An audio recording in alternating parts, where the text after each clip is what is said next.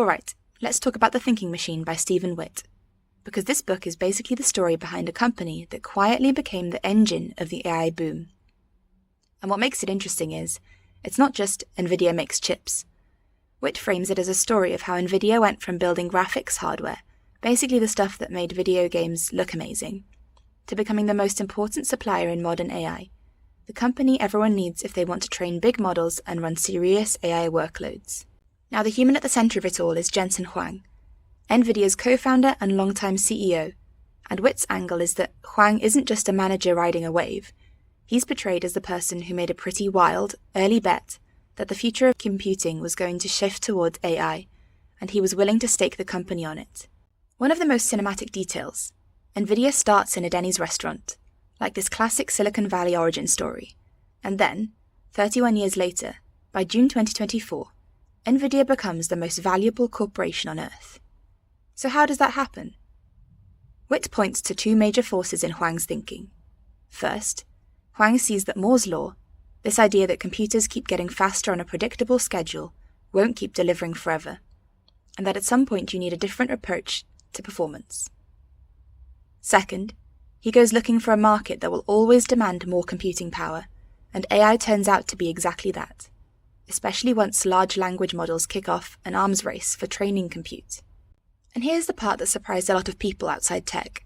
Nvidia's chip advantage isn't only about the chip. Witt and reviewers emphasize that Nvidia built a moat that combines hardware with a software ecosystem.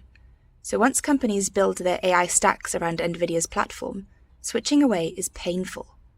In other words, the product isn't just silicon, it's the whole environment developers depend upon.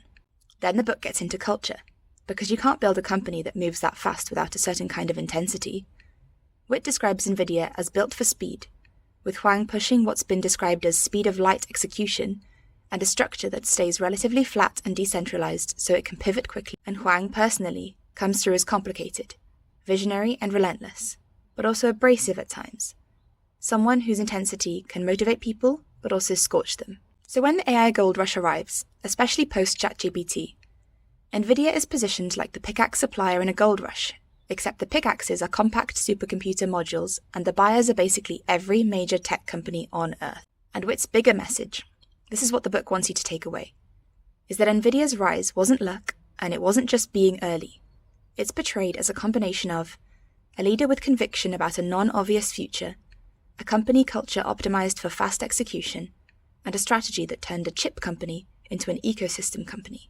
So, if you're reading this book for lessons, it's really a case study in what happens when someone bets early on a new computing paradigm, and then builds the organization, the products, and the developer platform to make that paradigm inevitable. That's The Thinking Machine. A corporate biography, a tech history, and, depending on how you read it, a preview of the AI-shaped world that Nvidia's hardware is enabling right now.